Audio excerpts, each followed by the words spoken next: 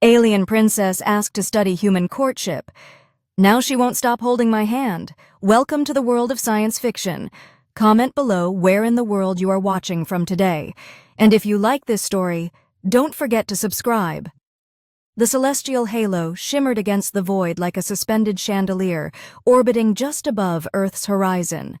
Built from translucent alloys and spiraled light corridors, it was less a station and more a performance, Earth's greatest diplomatic gesture toward the galactic stage.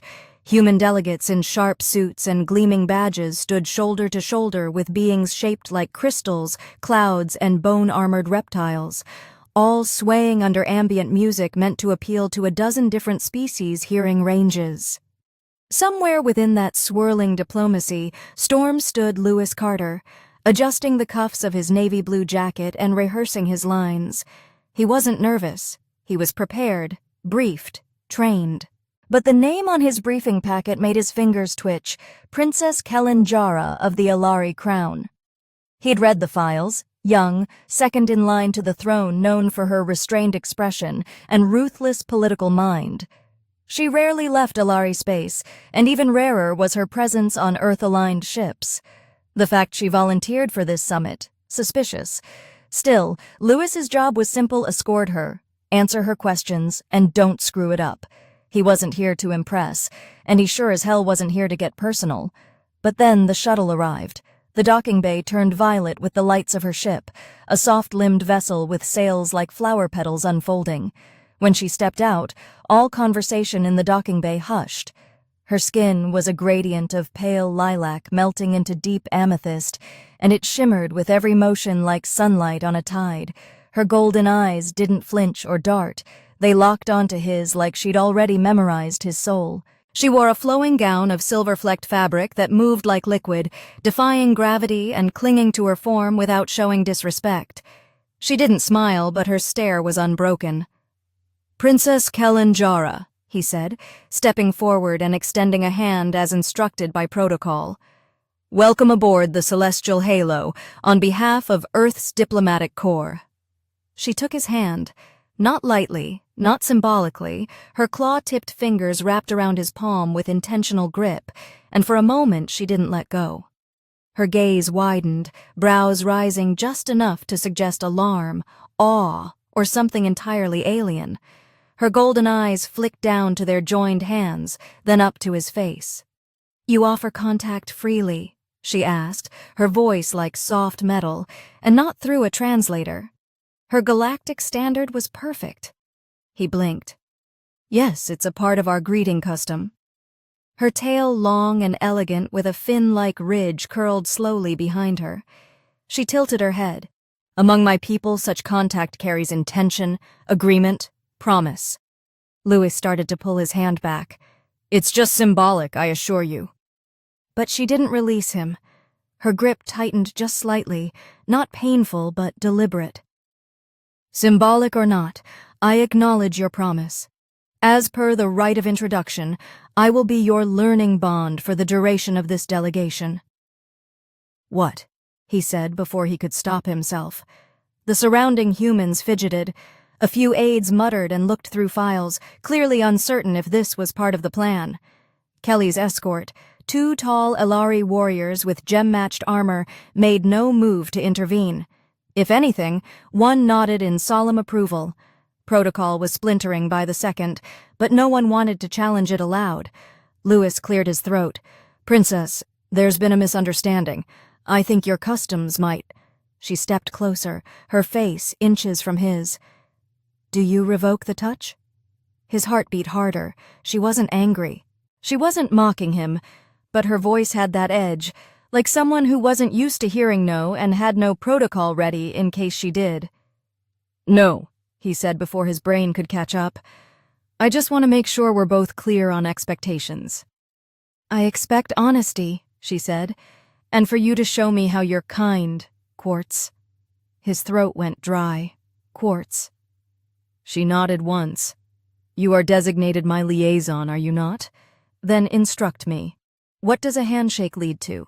What rituals? What intentions? Is there food? Gift-giving? Lip contact? I have been studying Earth protocols for weeks, but I would prefer direct observation. Behind them, one of the human aides gasped. Louis caught the expression of Ambassador Greer, a man who rarely showed emotion. His lips were pressed so tight they nearly vanished. This was spiraling out of control and fast. Louis gently tried to withdraw his hand again, this time with a small smile. Princess, perhaps we can start with a tour. I'll introduce you to our delegates and we can ease into any cross-cultural learning. She blinked once, then again slower as though digesting that sentence. Finally, she released his hand, though her tail remained near his ankle, just brushing it. Acceptable, she said, but I require proximity. Physical closeness enhances psionic rapport. Also, I find your temperature pleasant. He didn't know how to answer that, so he didn't. As they began walking toward the ceremonial archway, Louis spoke softly into his earpiece just under his breath. Control. I need clarification on Ellari Courtship. Writes immediately. The response crackled in one ear. We're digging now, but that handshake might have just made you her boyfriend. Great, he muttered, glancing sideways. She walked beside him with unshaken grace, not a bead of sweat despite the room's humidity. People stepped aside as she passed, and she never once looked uncertain, as if everything unfolding was exactly what she had planned. And maybe it was. Because as they passed under the stained glass arch etched with the symbols of unity, she leaned toward him and whispered, When do we begin the part where you show me affection? He didn't answer right away, because he had no idea. The ballroom floor beneath their feet rippled with shifting lights, changing hue with every step. Delegates from across 24 systems mingled between holographic fountains and floating banquet plates, conversing in a chorus of dialects, postures, and pheromones. Louis tried to keep his head in the moment, but Kelly's presence beside him pressed against his senses like a second gravity. She walked close, very close, with a confidence that radiated from her posture and the glimmer of her gown. Her tail trailed behind them, never touching, but always lingering just near his leg. Every few steps, she tilted her head toward him, her golden eyes scanning his expression as if mapping every twitch of discomfort, curiosity, or hesitation. This wasn't just observation. It felt tactical. They passed a delegation of Huroskan diplomats, serpentine beings with fluted voices. The tallest of them turned his gaze toward Kelly, gave a polite bow, then hissed a phrase that Louis couldn't quite catch. Kelly responded with a single raised brow, a minor facial expression among her people, but apparently enough to send the Hrosk in a way with lowered heads. Louis didn't ask what was said. He didn't need to. This wasn't a princess unsure of her footing. This was someone raised for war through diplomacy. So, he said carefully, as they reached a tall arch lined with chrome banners bearing the Earth Council's emblem. What exactly do you mean by studying courtship? You've read about it, sure, but are you following a protocol? A checklist? Kelly's eyes never left him. Our behavioral analysis divisions prioritized first-hand understanding over archived theories. I volunteered to study Terran emotional development and its impact on political negotiation. The research hypothesis, romantic bonding creates pathways of compromise that benefit coalition stability. He almost chuckled. You're saying love is good for trade deals. Her expression didn't waver. Precisely. Your species demonstrates extraordinary risk tolerance when emotionally engaged. I intend to discover if such behavior can be predicted and possibly emulated. Louis shook his head slightly. You could have just watched a rom-com. She didn't respond for several beats. Then, we did 12 of them. One involved something called a prom. Another had a man with no memory kissing a woman in the rain. Inconclusive. He stopped walking. She stopped too, turning her body fully toward him. You mean to tell me? He said. You came here under full diplomatic clearance just to observe human romance up close. With me. She looked at him with the calm seriousness of a seasoned envoy. Yes, you are suitable. His brain snagged on the word, suitable. You are socially competent, non-threatening in demeanor, and aesthetically pleasant enough to allow for observation without involuntary disgust reflexes. Your file also shows high situational adaptability. I require a partner who will not panic under scrutiny." "I'm flattered," he said dryly. "You should be," she answered with no trace of sarcasm. As they resumed walking, Lewis rubbed the back of his neck, trying to process the situation. A few steps later, Kelly reached out and took his hand again. Her fingers wrapped around his, warm and gentle, but undeniably firm. He glanced down, then up at her. "Oh, this again." She tilted her head. "You did not protest the first time. Am I incorrect in assuming this is welcome?" "It's complicated." "I intend to simplify it," she replied. "I require continued proximity to analyze emotional resonance. Touch accelerates this." Lewis wanted to argue, but the sensation of her hand around his made him hesitate. It didn't feel bad. It felt unexpected. He wasn't being humored or manipulated. She meant every word. That made it harder to dismiss. Their walk brought them to a towering projection of the Earth-Ellari trade accord proposal. Several delegates stood nearby, including humans, Ellari, and 2 fourrés and scholars scribbling notes with feathered limbs. Kelly's sudden presence caused a ripple. The closest delegate, Ambassador Doru from the Luna Coalition, bowed awkwardly. He smiled at Lewis, then turned to Kelly. "Your Highness," Doru said carefully, "we didn't expect your attendance at the proposal reveal. Everything proceeding to your liking." Kelly's answer was immediate. "The human bonding is progressing. He has not yet confessed affection, but shows signs of nervous anticipation. I am confident the courtship phase will advance by second rotation." Doru's eyes widened slightly. Lewis nearly choked on air. "I think what the princess means," Lewis cut in quickly, "is that our cultural exchange is going well, and she's adapting to our colloquialisms." Doru nodded slowly, trying not to show amusement or alarm. "Of course. Well, do let us know if you require anything." As the ambassador walked away, Kelly's expression didn't shift, but her hand squeezed his once inquired amusement. "You deflected smoothly, I approve." "I'm not trying to embarrass either of us," he muttered. "Just trying to make it out of this summit without sparking an interstellar incident." "You misunderstand," she said. "Your instinct to protect my reputation from your cultural assumptions is part of what makes you compelling." "Compelling?" he echoed. "You mean suitable again?" She gave a very subtle smile, that too. Before he could respond, his earpiece crackled. "Lewis, situation in Chamber 4. We need you now. Counselor Bryn's about to walk out over Clause 9. He touched his earpiece on my way. Kelly turned with him as he started walking faster. "Explain what is Clause 9? Territory dispute over orbital mining lanes. Earth once shared resource rights. The Regari want full ownership." She nodded. "I can assist. I've studied the Regari negotiation patterns." "Wait," he said. "That wasn't a request for help." "I insist." Lewis paused halfway down the corridor.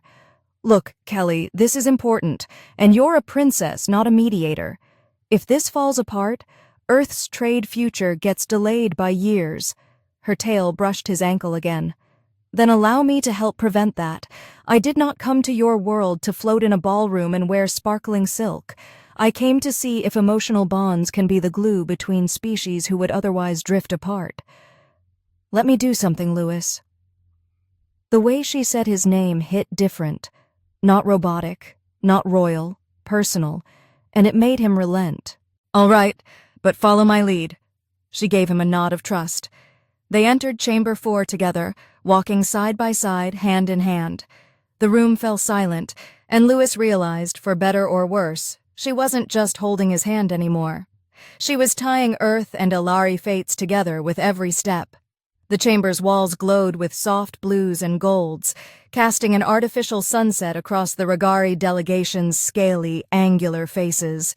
Their leader, a thick-jawed matriarch named Marcia, stood beside a glass projection of orbital territory charts, her clawed finger jabbing toward Earth's highlighted mining lanes. On the opposite side of the room, Earth's delegation, flanked by a few Terran officials and corporate sponsors, looked strained and defensive. Bryn, the senior Earth counselor, paced irritably, chewing the inside of his cheek. Everyone froze as Lewis entered, with Kelly still beside him. Their hands entwined like it was the most natural thing in the galaxy. No announcement had been made, no ceremonial preamble. Just the sight of a human envoy and a royal alien walking in together, hand in hand, radiating something neither faction could immediately decipher. Marcia's pupils narrowed. "What is this?" "Counselor Bryn," Lewis said calmly, letting go of Kelly's hand at last, but not stepping away from her. "I was requested for mediation. I brought assistance." Kelly offered Nobo only a regal nod. "Princess Kellan Jarrah of the Ellari Crown. I will observe and, if permitted, offer perspective relevant to both neutral arbitration and socio-psychological cohesion modeling." Bryn blinked, visibly unsure how to respond. He looked toward Lewis. "You brought a princess into a trade war over rocks." "She's more than that," Lewis replied. "Let's focus." He stepped forward, glancing at the spinning holographic display that hovered above the central table. It showed Earth's position relative to the Regaries territory, with the overlapping region pooling in red. The dispute came down to a band of mineral-rich asteroids that drifted slightly over decades, creating a legal gray area. Lewis had memorized the talking points: percentage shares, projected extraction values, compensation offsets, but all of that felt like noise when both parties had already dug in. "Matriarch Marcia," Lewis said respectfully, "I believe we can establish a rotating rights schedule that satisfies both parties' access expectations without permanent loss of territory recognition. Think of it as a shared garden, each season a new caretaker." Marcia growled low. "Your metaphor is patronizing. The Regari do not rotate ownership. We seize, we earn, we maintain." Kelly stepped forward smoothly, her voice a striking contrast to the growling tones in the room. Yet the Regari were once nomads of the Elkar belt. Your ancestors lived on shifting tides, never claiming, only dwelling. Marcia turned toward her, eyes narrowing. "You speak history as if it changes the present." "It defines it," Kelly said. "The Ellari once claimed starlands as divine inheritance. We learn the galaxy does not care for declarations. It only listens when two voices speak together. Harmony is strength. Isolation is eventual silence." Bryn stared at her as if seeing her for the first time. Even the Regari delegation paused, their glares softening into thoughtfulness. Lewis watched it unfold, uncertain whether it was brilliance or recklessness, but something was changing in the room's energy. Not compliance, but curiosity. Kelly continued, "We do not ask you to surrender. We ask you to share. Not for weakness, but for longevity. Your resource claim lasts a generation, a relationship with Earth that lasts far longer." Marcia didn't answer right away. She examined Kelly, then Lewis, then the Hala projection. After a long silence, she nodded slowly. "We will consider a seasonal schedule, provided the transfer rate includes 70% Regari staffing per quarter cycle." Bryn exhaled in disbelief. "Wait, that's a concession." "It's a conversation," Lewis said quickly, before anyone could ruin the fragile thread holding the moment together. "We'll draft the terms and propose a revised clause by tomorrow's rotation. If acceptable, we can bring this to vote." Marcia gave a short nod. "Do not make us regret speaking with two voices." With that, the Regari turned and exited the chamber.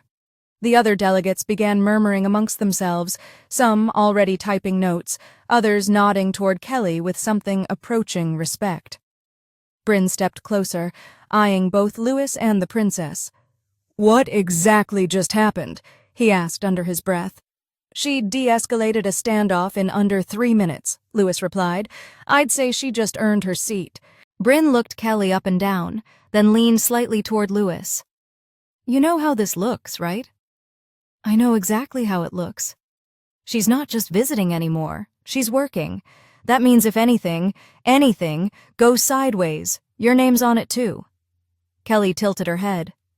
Am I excluded from accountability? Bryn raised an eyebrow. No, but you don't answer to our council, he does. She answers to me, Lewis said firmly. While she's here, she's under my directive and I trust her judgment. Bryn said nothing more, just gave a faint grunt and walked off. As the room emptied and the energy cooled, Lewis and Kelly found themselves alone again beneath the soft light of the projection dome.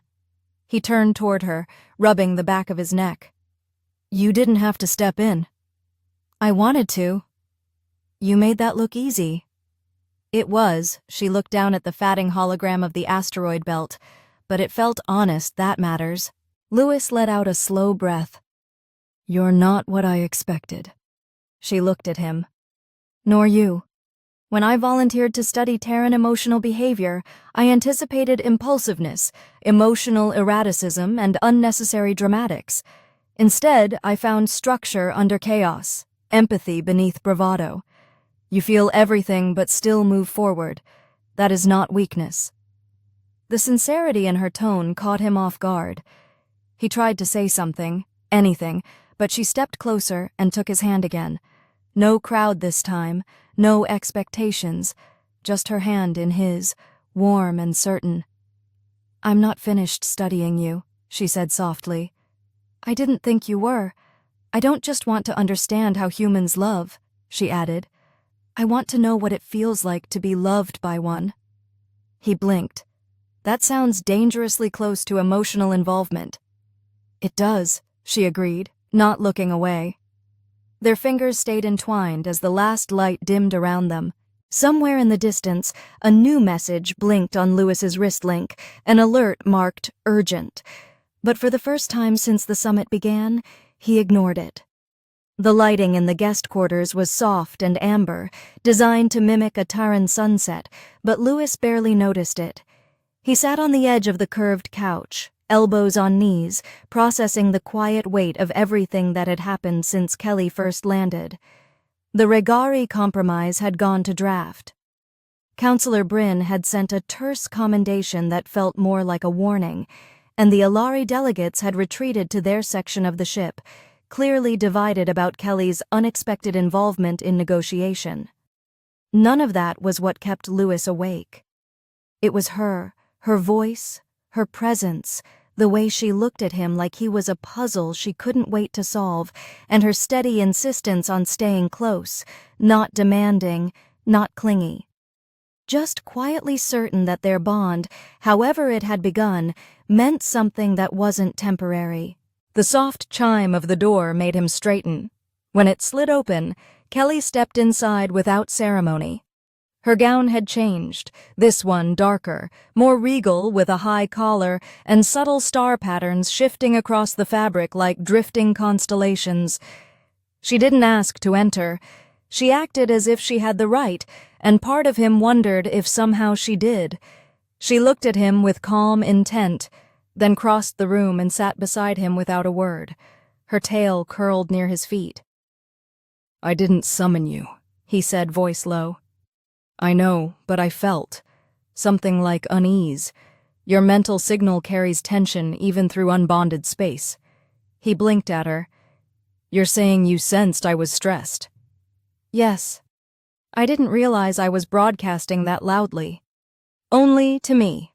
She reached out slowly this time and placed her hand over his. Not a grip, not forceful, just presence. You carry burdens that you think are yours alone. That seems common among your kind, but I chose to be your counterpart here. Let me share it. He exhaled through his nose, not pulling away. I didn't expect this to be real. You here, holding my hand, talking like this? You expected a ceremonial guest with distant smiles and rehearsed lines.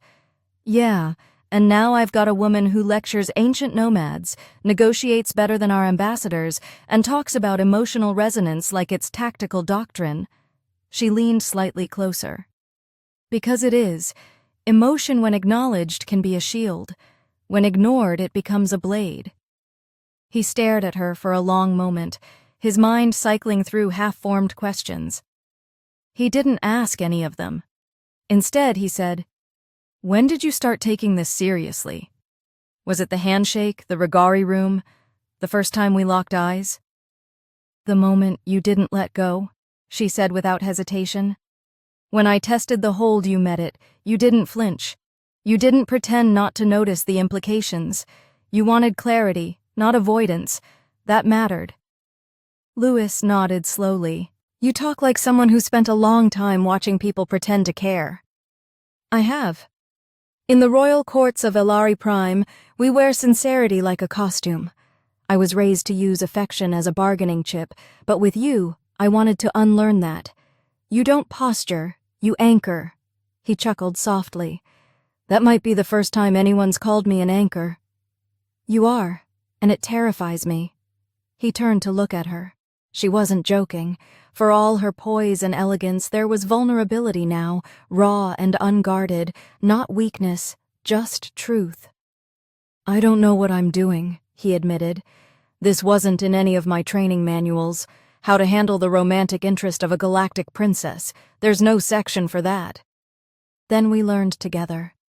She stood slowly, walked across the room, and stopped at the panel near the window. With a simple motion, she opened the screen to reveal the orbital view, Earth hanging below like a painted sphere, bands of light from the celestial halo's projection system sweeping through its atmosphere.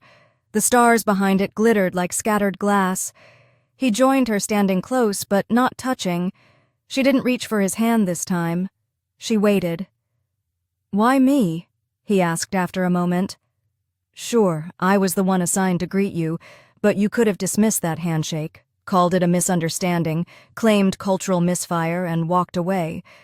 But you didn't. You leaned into it. She took a breath. Because I needed someone who didn't already want me, someone who wouldn't perform for power or favor. You looked at me like a person, not a title. I didn't know who you were at first. And that was perfect. They stood there in silence for a while, not awkward, just quiet, comfortable, the kind of stillness that didn't demand to be filled. Then she added, I had another reason for coming here, not in the briefing files. He turned. What kind of reason? My succession is being challenged, internally. A faction within the council believes I'm too sympathetic to foreign species. They see diplomacy as weakness. If I return home with no results, I lose political capital. But if I return with something undeniable, something emotional, real, they can't refute it. Lewis frowned. So I'm part of your political defense. You're part of my truth. That's more powerful than defense.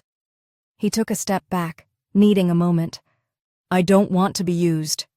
You are. That's why I told you. She turned to face him.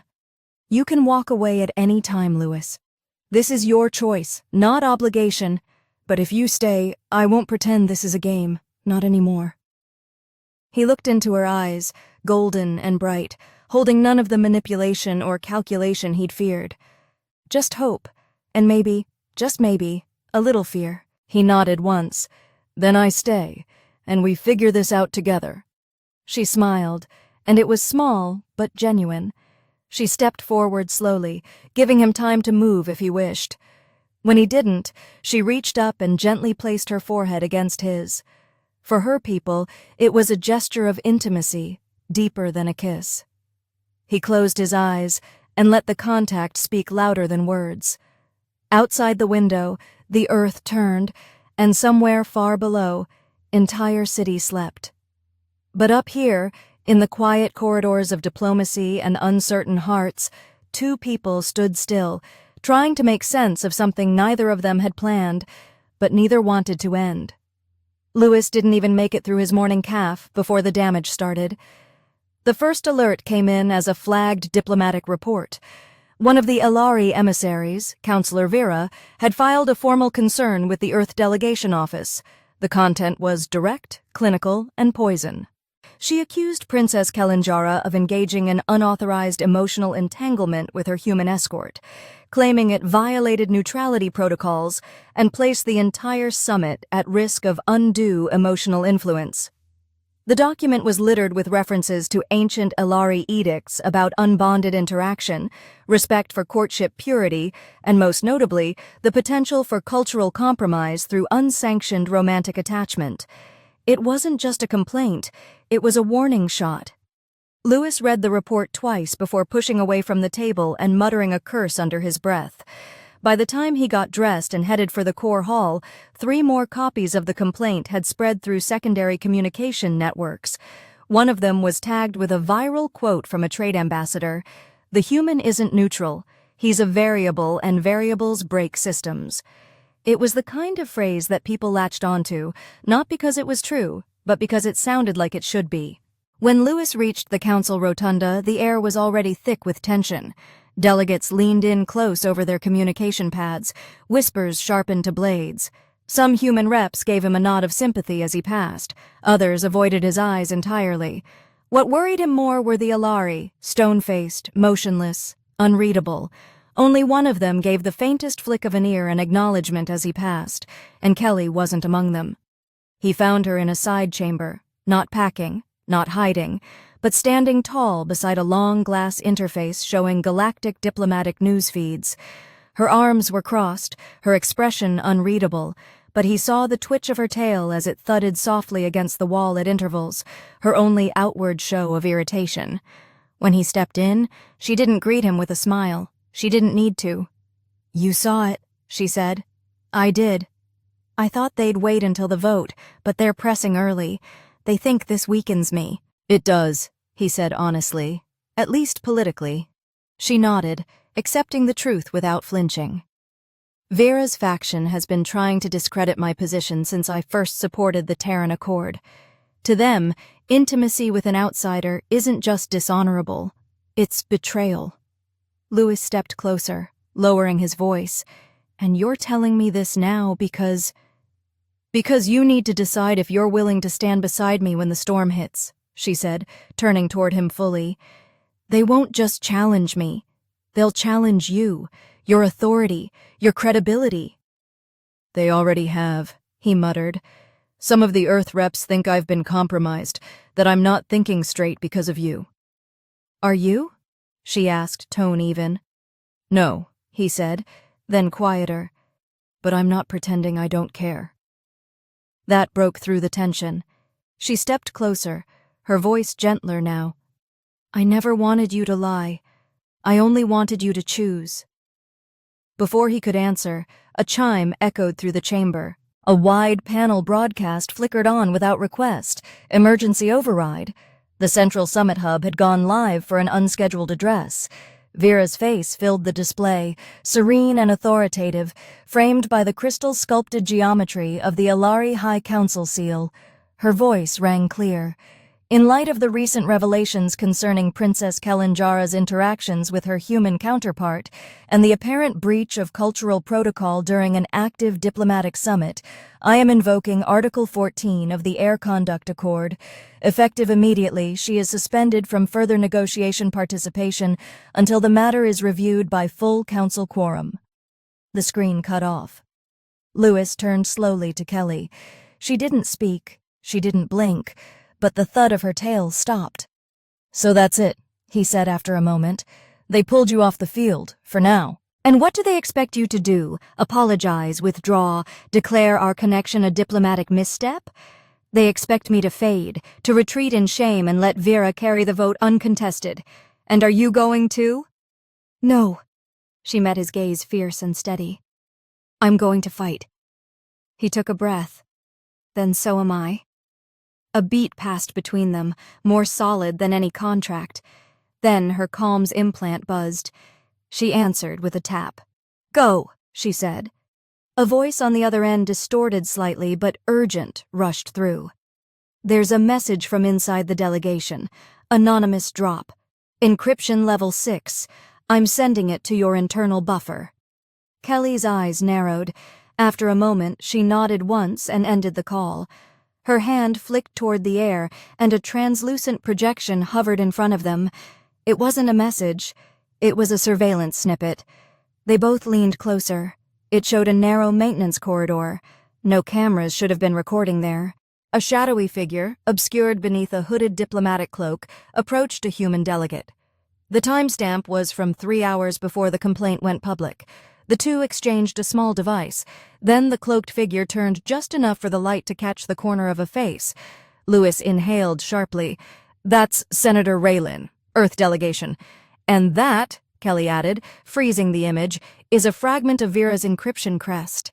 They orchestrated it together. Lewis stepped back, mind racing. They're not just upset. They're colluding.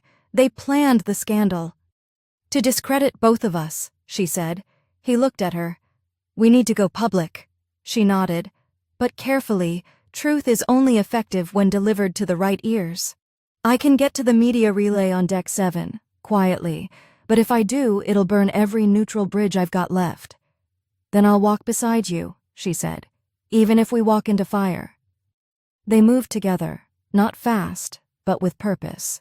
The weight of everything they were risking pressed behind them like an incoming wave, but neither slowed.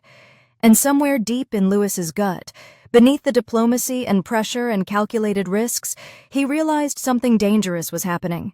He wasn't just standing up for an ally or a cause. He was falling. And for once in his life, he didn't want to stop.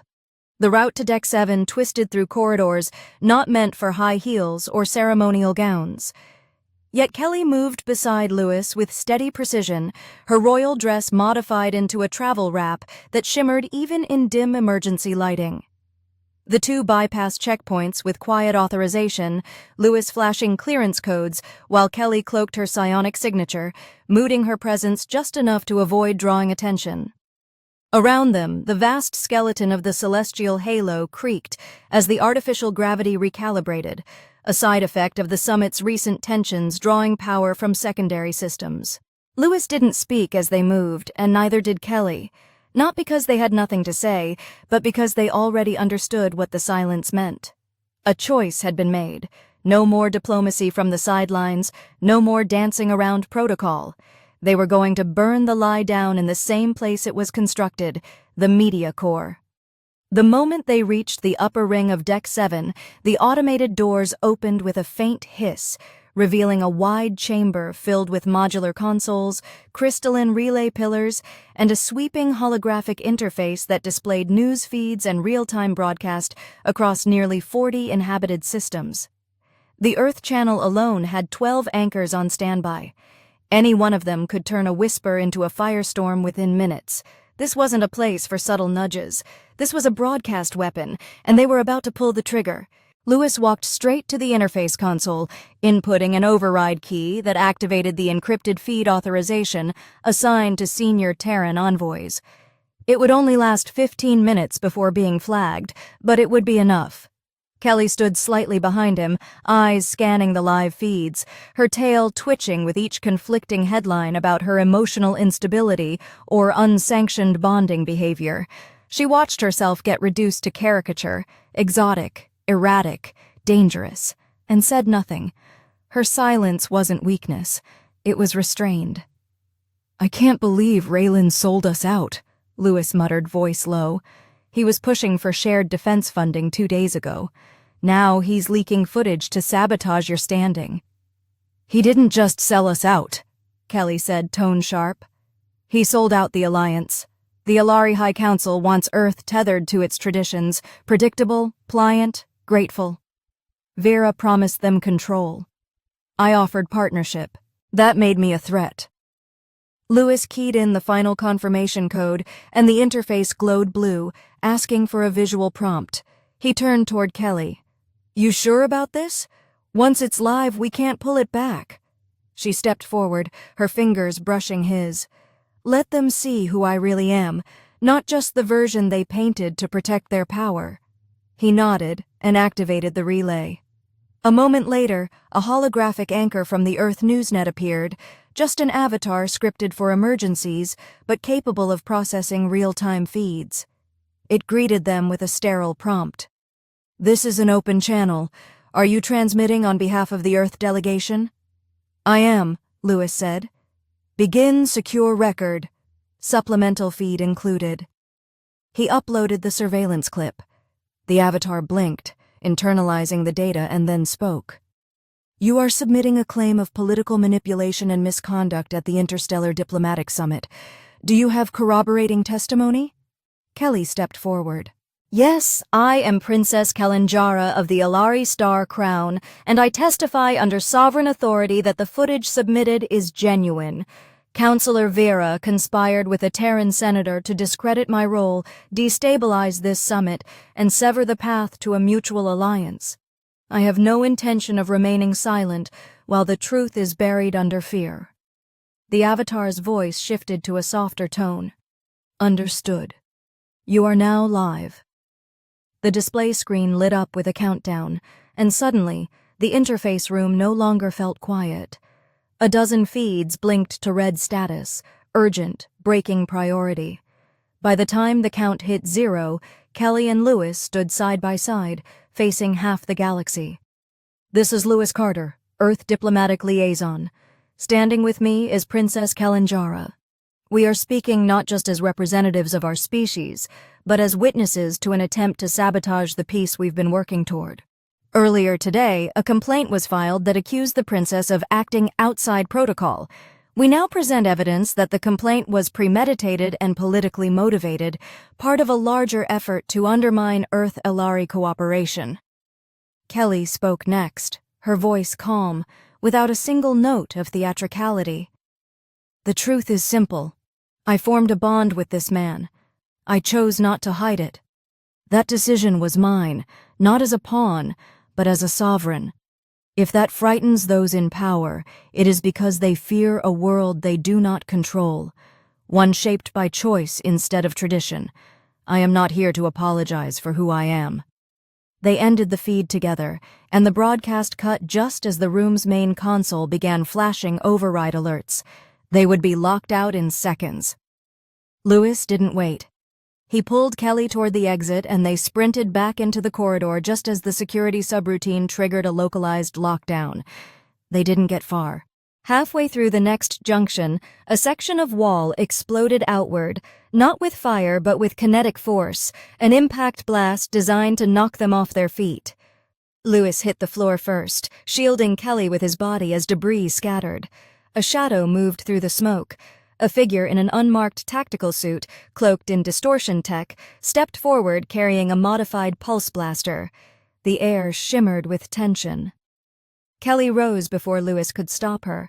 Her eyes glowed faintly with psionic charge, and her voice turned colder than he'd ever heard it. "Stand down now." The figure didn't respond. It aimed. Kelly struck first. A burst of invisible force lashed through the hallway, slamming the attacker into the bulkhead with enough power to crack metal. They crumpled, dazed but alive. She knelt beside Lewis, checking him without speaking, her hands scanning his arms and shoulders. He wasn't bleeding, just bruised, but her expression tightened anyway. "I'm fine," he said, catching his breath. "You?" She nodded once, then looked at the attacker's body. They weren't just trying to stop the feed, they wanted to send a message. "Well," Lewis said, standing with effort, "then it's our turn to answer." He reached for her hand. She took it without hesitation. And together they kept walking, wounds fresh, alliance shaken, but resolve unbroken. The medbay lights buzzed faintly overhead as Lewis sat on the examination table, shoulder-patched with a sterile dressing and a light dermal sealant. The bruise across his ribs throbbed with every breath, but it wasn't the pain that weighed on him. It was the silence between rounds of questioning. Ever since the attempted ambush in the hallway security protocols on the celestial halo had snapped into full lockdown mode, neutrality zones were reinforced, armed patrols doubled, and high-clearance individuals like himself and Kelly were temporarily restricted to secure corridors. The summit wasn't just tense now, it was fractured. Nobody said it aloud, but everyone knew. Someone had tried to assassinate them to stop that broadcast from reaching the galaxy. Kelly stood near the corner, arms folded, still dressed in the modified formal gear she'd worn earlier, tactical threads sewn under the regal shimmer of royalty. Her expression hadn't changed since the moment she took the attacker down, focused, fierce, composed, but he saw the small signs, the subtle tightness at the edges of her eyes, the slight tremor in her tail where it curled behind her. She wasn't shaken, she was preparing. "Security says the attacker used clearance stolen from a maintenance officer," Lewis said, finally breaking the silence. "No official faction is taking responsibility, but come on, we both know that wasn't some lone saboteur." "They knew our route," she said, voice steady. "Knew our timing. This wasn't meant to intimidate.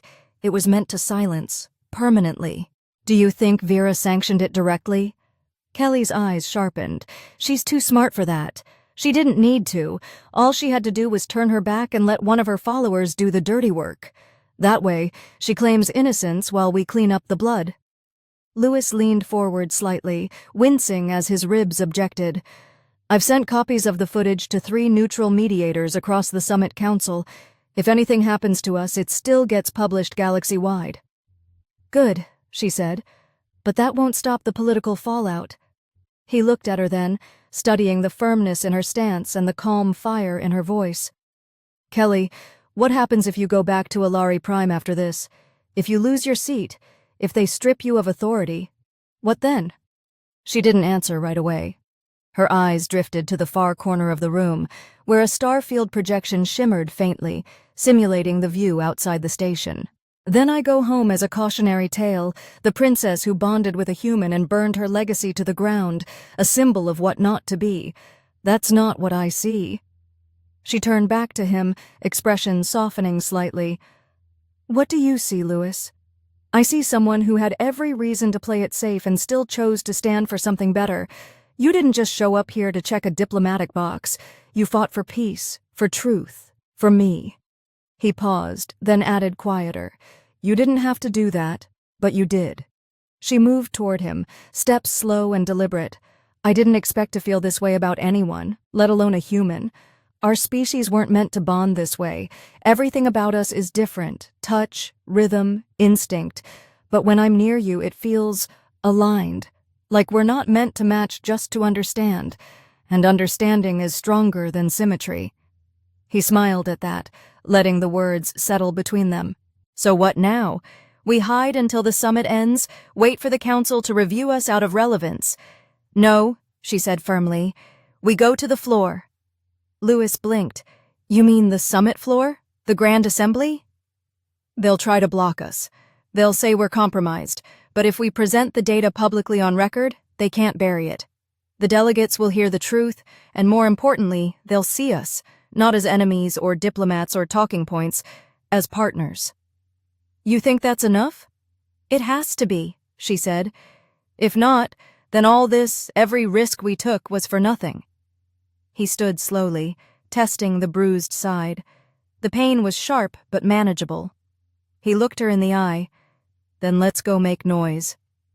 She reached out without hesitation, gripping his hand tightly. The gesture was no longer diplomatic or symbolic. It was a promise. No matter what happened next, they were doing this together. The walk to the Grand Assembly was guarded, monitored tense. Neutral security forces flanked them as they entered, and dozens of delegates turned as the chamber doors slid open. Whispers rose immediately. Some leaned toward their aides. Others just stared. The summit floor was structured like a spiral stadium. Each species delegation perched on rising platforms that curved inward toward a central speaking ring. At the heart of it all stood the Unity Core, a pooling prism of energy meant to represent shared purpose. Today, it looked dimmer than usual. Counselor Vera stood already at the ring's edge, voice poised and clear. And while the princess's emotional decisions may have been personal, their repercussions are not. We must ask ourselves whether sentiment is a valid tool in interstellar governance or a liability that endangers progress.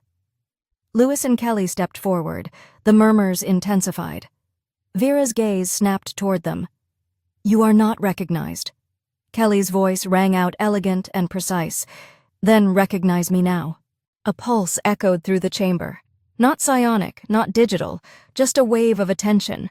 She walked down to the speaking ring, Lewis at her side, neither bowed, neither flinched. "We have submitted evidence of political tampering," Kelly continued. We were targeted for assassination. Our bond has been used against us to invalidate negotiation, to paint diplomacy as weakness. We reject that narrative." Lewis added, "You want to know if a human and an Ellari can truly bond without undermining their duties. You're looking at the answer. We didn't abandon our posts. We upheld them together." Some delegates nodded, others looked uncomfortable, but none interrupted. Kelly turned slightly, her voice quieter now but no less resolute. "I am not asking for approval. I am offering truth. A partnership built not on contracts or fear, but trust. Let the record show that we stood here, unbroken, unashamed, because we believe in what this summit was supposed to stand for. Silent data pads, pretending to be busy when real heavy, full, alive. And somewhere high above them, the Unity Core pulsed again, brighter this time. The silence that followed their statement didn't feel like defeat, it felt like suspension. Like the entire summit was holding its breath, delegates shifted in their seats, some exchanging looks, others consulting silent data pads, pretending to be busy when really they were watching, waiting, measuring every beat of the moment. The Unity Core's renewed glow shimmered faintly over the marble floor of the Grand Assembly, bathing everything in soft light. It should have been a symbol of unity, but now it felt more like a spotlight. Kelly's posture remained tall and still beside Lewis, her gown hanging like rippled glass over armor-tight fabric, her expression unreadable. Lewis, for all his years of political restraint, felt the tension crawl under his skin. His heart wasn't racing, not anymore. It was steady, slow, and heavy, like it knew they were beyond a turning point. From the back row of the spiral chamber, a delegate from the Undari Hive Collective raised a limb. It looked more like a branching coral stalk than a hand. "What you propose," the voice echoed through the translator module, "is not precedent. It is disruption. If alliances can be bound through love, then the rules of hierarchy must change." "We are not asking to replace hierarchy," Kelly answered calmly. "We are asking to redefine what cooperation can look like. Emotional alignment is not weakness. It is not manipulation. It is understanding. If that scares you, then perhaps the structure was never strong to begin with." The ripple that moved through the chamber wasn't physical, but it was real. There were no cheers, no applause, just a subtle shift in posture from a dozen worlds, a rebalancing of momentum. Vera stepped forward again, her tone still polished, but her words clipped with control. "This is not about fear. This is about protocol. Royalty does not bond without declaration. Envoys do not enter emotional entanglement during active summits. These two have disrespected both traditions. If we reward that with acceptance, then we devalue the structure that has kept interstellar peace intact for generations." Lewis stepped into the ring with Kelly standing shoulder to shoulder. "You talk about protocol like it's a sacred text, but protocols were created by people.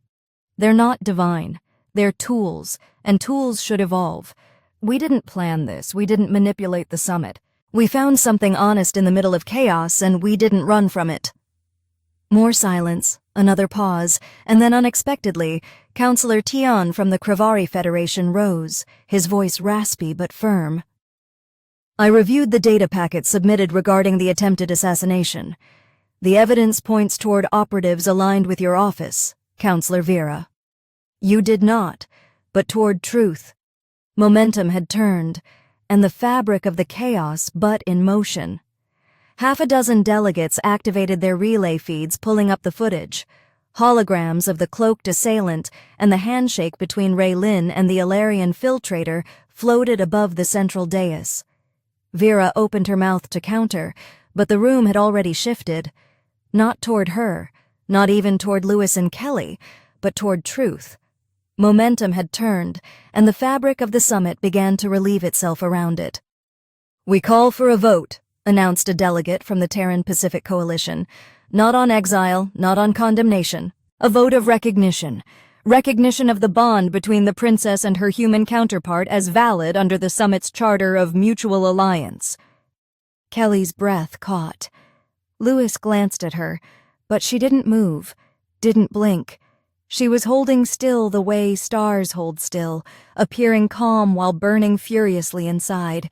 Vera's voice, when it came again, was quiet, controlled, but laced with ice. You would make this farce law based on affection, based on a stolen moment of sentiment. It wasn't a moment, Kelly said, cutting her off. It was a choice, repeated, in the face of pressure, danger, and political cost. That's what love is. Not impulse, not weakness, but choosing someone again and again, even when it hurts.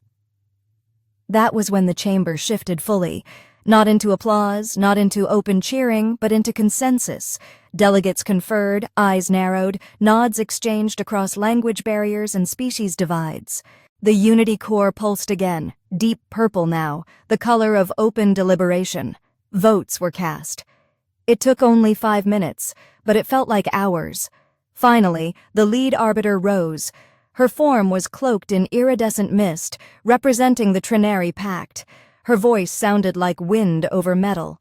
By a margin of 72% in favor, the summit recognizes the bond between Princess Kellan Jarrah and envoy Lewis Carter as legally protected under the Charter of Cross-Species Affiliation. The previously issued complaints are rendered null. Further acts of sabotage, coercion, or obstruction will be treated as violations of summit law. Kelly did not react outwardly, but Lewis felt her hand slide into his, her fingers firm, grounding him in the moment. A weight lifted, but only slightly, because it wasn't over. As the chamber emptied, Vera stood alone, cold and unmoved, but her silence was the sound of defeat. She did not challenge the result, not now, because she knew she had lost not only the political gambit, but the room itself, and in diplomacy, losing the room was worse than losing the vote. Later, in the quiet of a private observation lounge, overlooking Earth's glowing horizon, Lewis and Kelly finally sat without the weight of dozens of eyes. The stars looked closer now. The world felt real again. "I didn't expect it to pass," Lewis admitted. "Not by that much." "They didn't vote for us," she said. "They voted for the idea that things can change." He looked at her. "So, what happens now, when you go back to Ellari Prime?" Her eyes remained on the stars. "I'll be challenged again, probably more forcefully, but now I return with precedent, with recognition, with you." He took her hand again, softer this time. "I don't want to just be a symbol.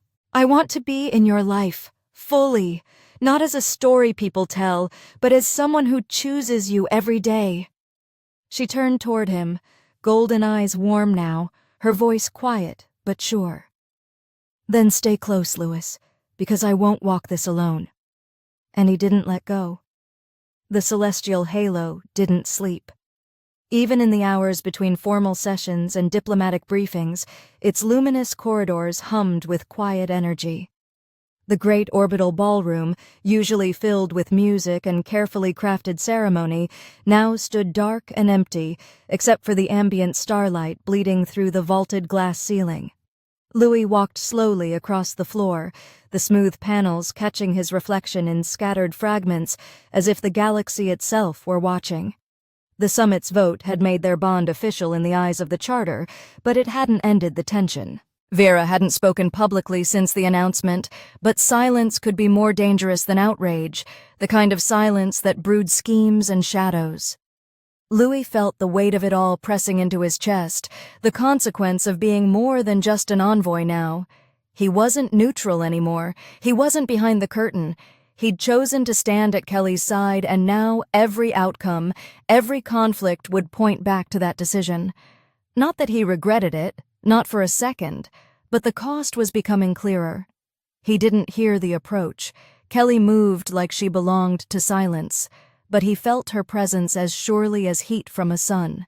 She stepped up beside him, wearing a sleeveless tunic of woven stardust threads, a more relaxed outfit than usual, yet no less regal. Her hair was tied back, her tail wrapped loosely around her legs, and her expression carried that same unreadable calm that masked the furnace underneath. "They're planning something," she said without preamble. He nodded once. "I figured." The attack before the broadcast wasn't an isolated act. We intercepted a partial communique from a cloaked channel bouncing off the rim relay. It references contingency plans. Midnight trace, that's what it's labeled. He frowned. Any idea what that means? No, but my instinct says it's more than rhetoric. Vera lost control of the narrative. That means she'll try to reclaim it through force. Lewis's jaw tensed. Is it aimed at you or us? Both, she said. But I think she'll make it look like something else. An accident, a breach, something deniable. He looked up at the stars, trying to think past the spiral of worry. We can't wait for her to make a move. Not again. I agree. He turned toward her, so we do what she never expected. We take control of the final ceremony. The Unity Accord? Kelly raised an eyebrow. That's supposed to be a symbolic gesture, a parade of flags, handshakes, and carefully staged smiles. Lewis gave a half smile. Exactly. That's why it's the perfect place to set the record. Everyone will be watching, not just the delegates, civilians, journalists, colony watchers. If something happens there, it can't be buried. She narrowed her eyes slightly. You think she'll try something during the final ceremony? I think it's her last shot, he said. If she can discredit you publicly, if you falter on that stage, hesitate, show doubt, she'll claim you're emotionally compromised and the vote was manipulated. She won't need violence, just doubt. That's all she needs to fracture the win we earned. Kelly was silent for a long moment, then nodded slowly. Then we face her, in full light, no cloaks, no shadows. Lewis took her hand, together. She didn't respond, but the squeeze of her fingers said everything. That night passed slowly. The hours stretched thin as the final preparations were made for the Unity Accord ceremony. Security teams swept every corridor, airlock, and balcony. Human and Ellari technicians worked in tense coordination, checking sound channels and diplomatic seating arrangements. Delegates were informed of new protocols, and all movement across the halo was logged and cross-confirmed. Yet none of it felt like enough. When morning came, the great ceremony hall glowed with crystalline architecture, its vaulted arches refracting the light of nearby stars. Delegates filed in, each wearing ceremonial attire that reflected their culture, heritage, and rank. The Unity Corps floated above the center dais, its radiant pulse brighter than it had been all summit. And at the heart of it all, a platform awaited Kelly and Lewis, two curved paths spiraling toward the center, designed to bring them together in a final gesture of alliance. Lewis adjusted his collar in the preparation chamber, watching the reflection of the room behind him in the polished surface of a ceremonial blade mounted on the wall. He wasn't wearing a military uniform or a diplomatic badge this time, just simple formal wear with the Terran crest embroidered subtly at the collarbone. He didn't need titles anymore. Everyone already knew who he was. A soft chime sound long-mirrored paths that spiraled inward through rows of silent inversion of her royal gown, sleek and dark violet with gold threading shaped like constellations across the chest and shoulders.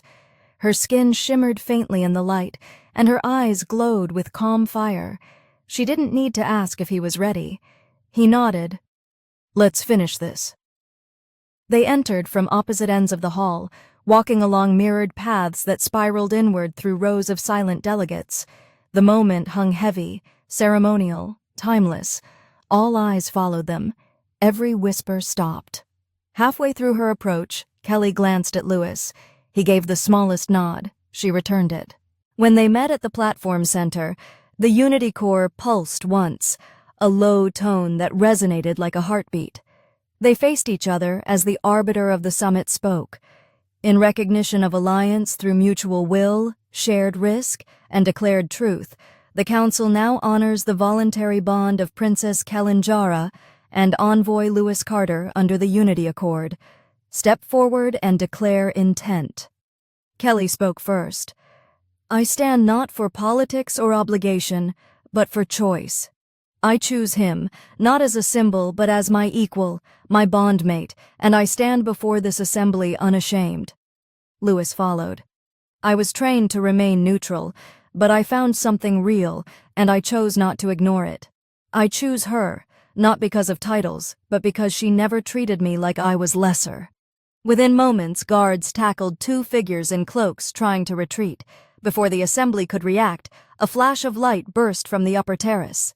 For a fraction of a second, everything froze until security intercepted the signal, jamming the energy pulse and locking down the chamber. The blast fizzled in mid-air. Chaos erupted, but it was too late for the attackers. Within moments, guards tackled 2 figures in cloaks trying to retreat. The crowd roared in confusion and panic, but Kelly stood unmoved. Lewis did too. They didn't flinch. They didn't run. They held each other's hands as the noise surged, because they had expected this, because it was always going to end like this, not quietly, but with the entire galaxy watching. The chaos didn't last long. Security forged as Kelly stood unmoved, her sponsors expected. The cloaked attackers were subdued and dragged out under full restraint. Their attempted assassination interrupted before it could touch the stage. But what mattered wasn't the security response. It was what happened next. The crowd didn't panic. The delegates didn't flee. No one ran.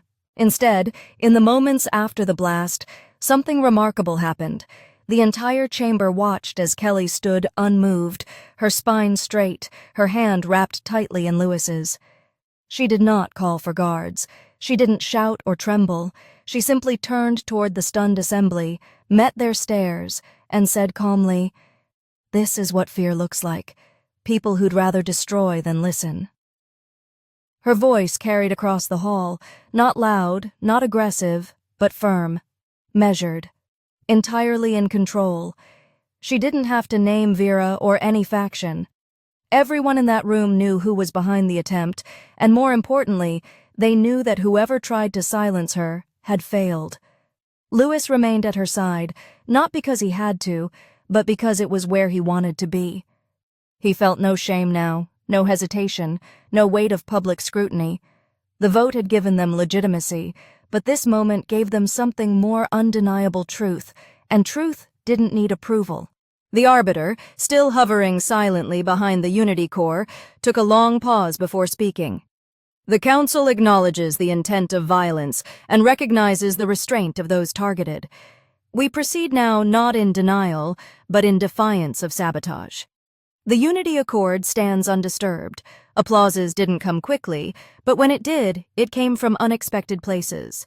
A small delegation of Regari warriors pounded the hilts of their blades against the floor in silent rhythm.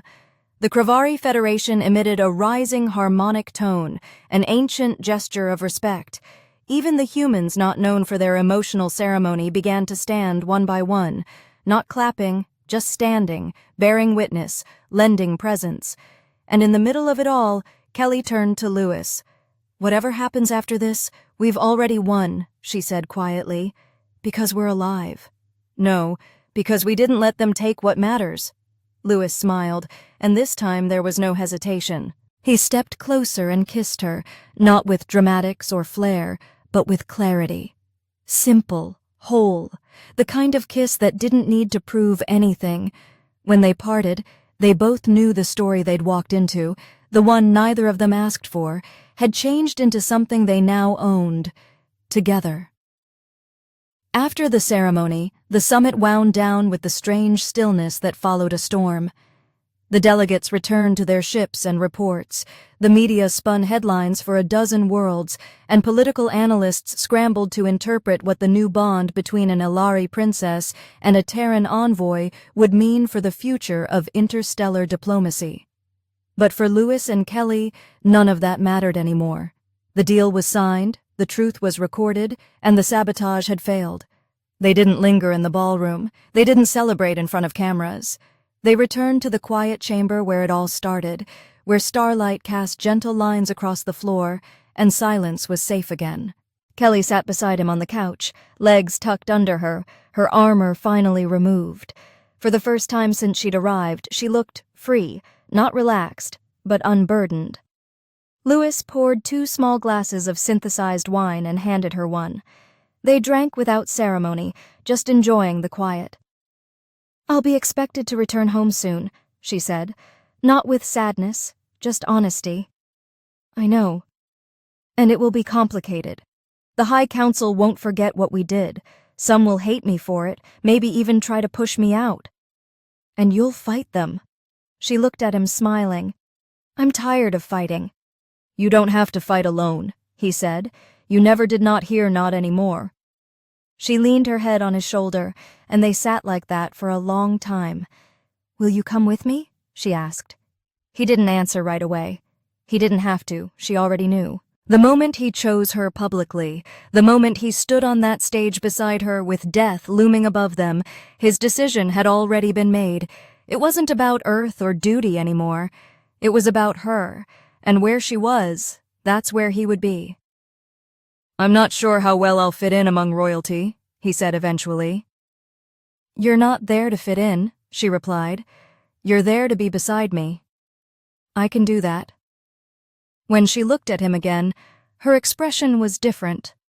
Not the sharp-edged calm of a diplomat, not the practiced serenity of a princess. Just a woman, smiling at the man she loved, no longer pretending it was anything less than real. They left the celestial halo 2 days later, not as scandal, not as controversy, but as proof. That trust could be chosen. That love didn't weaken diplomacy, it could strengthen it. The media followed for a while, of course, spinning titles and speculations, but eventually the galaxy moved on as it always did. And somewhere deep within the crystalline halls of Ellari Prime, a new royal chamber was established.